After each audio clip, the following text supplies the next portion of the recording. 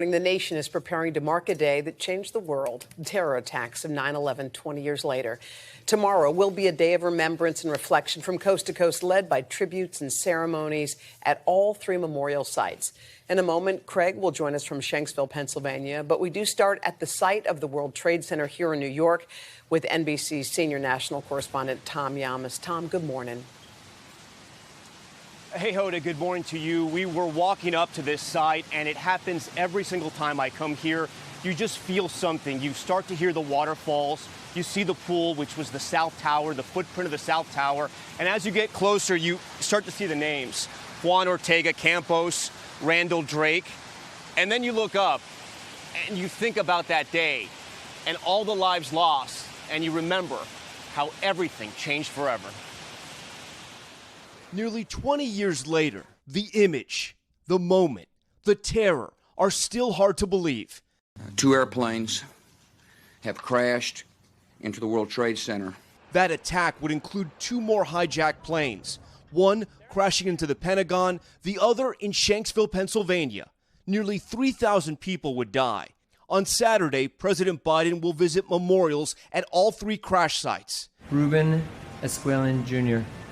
Sadie at the 9/11 Memorial in New York City, family members will continue their tradition, reading aloud the names of those killed. Memorials also planned at the Pentagon to honor the 184 killed, and in Shanksville to honor the passengers and crew who perished. How often do you think about 9/11? I think about 9/11 every day. When I wake up, just being able to breathe and to walk. Retired Port Authority police officer William Jimeno rushed to the World Trade Center as both buildings were burning. Pinned near an elevator shaft, he somehow survived. We have been crushed, lost 3 teammates, have been burnt from fireballs. I just wanted to die.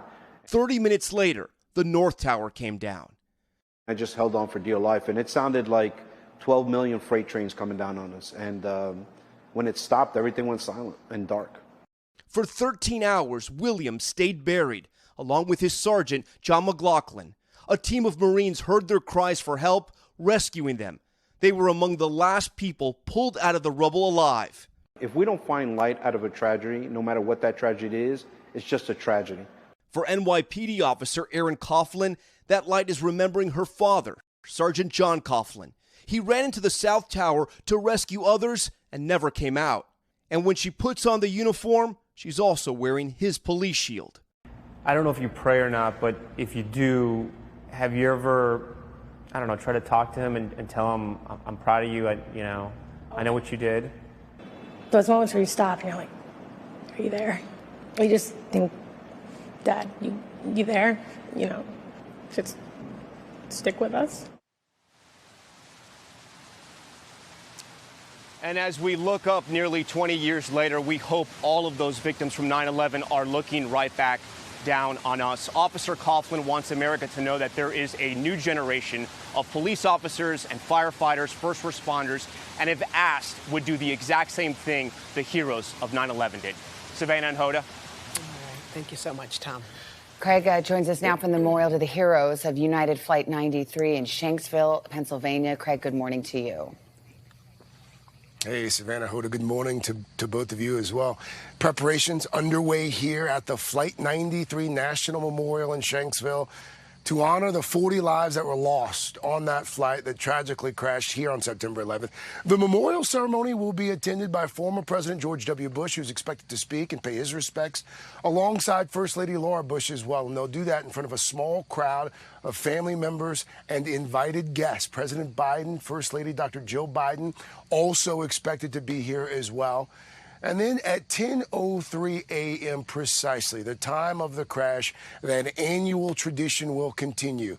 The names of the victims will be read, and bells of remembrance will be rung in their memory. And a major theme throughout this ceremony will be the remarkable bravery that was shown by the passengers on that flight in confronting those hijackers, and in doing so, sacrificed their own lives. Of course, as you know, the plane was originally aimed for the Capitol in Washington, D.C., but because of that heroism from those passengers, thousands of lives were likely saved on September 11th. And who can ever forget those words from Todd Beamer? You remember Todd Beamer, the account manager for Oracle, who was headed out to California on a one-day business trip. He said just before they tried wresting control of the plane from the hijackers, let's roll. And guys, over my shoulder here at the memorial, you can see the wall of names commemorating those heroes who fought back that day. And tonight, lanterns will be lit and placed, 40 of them alongside that wall. And we should note that right here where I'm standing is of particular importance, because this is where the families of those on board first gathered 20 years ago to remember their loved ones with flowers and flags and candles. In fact, this is a picture from that early makeshift memorial. There is a phrase that is etched on a glass panel here at the memorial that really encapsulates what this memorial means to so many. A common field one day, a field of honor forever. Savannah, Hoda will send it back to you. Craig, thank you. And you'll hear more from family members of Flight 93's passengers and crew during a special Dateline anchored by Lester tonight, 10 o'clock Eastern. And of course, NBC News will bring you complete coverage of tomorrow's tributes as they unfold. We'll start with a special edition of Today. Hoda and I will be with you from the World Trade Center site. Hey, thanks for watching our YouTube channel. Find your favorite recipes, celebrity interviews, uplifting stories, shop our favorite deals, and so much more with the Today app. Download it now.